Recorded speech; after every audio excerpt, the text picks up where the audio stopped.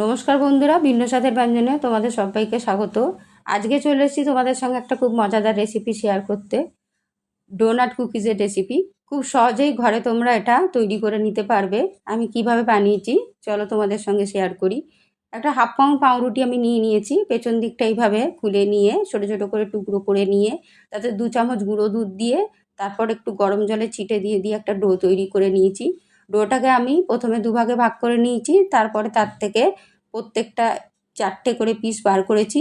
মোট 8 পিস হয়েছে। একটা পেন্সিলের পেছনটা দিয়ে আমি এইভাবে শেপ দিয়ে নিয়েছি। ডোনাটগুলো আমার তৈরি হয়ে যাওয়ার পর এটাকে আমি ভালো করে রিফাইন অয়েলে এপিট ওপিট করে ভেজে নেব। নিয়ে আবার ফ্রাইং প্যানটাকে আমি ভালো করে ধুয়ে পরিষ্কার করে নিয়ে অল্প একটু চকলেট সিরাপ দেবো। তাতে আমি কয়েকটা ক্যাডবেরির টুকরো দিয়ে একটা চকলেট সস তৈরি করে নেব। এই সসটাকে আমি ভালো করে এর ওপরে স্প্রেড করে দেবো প্রত্যেকটা ডোনাটের ওপরে।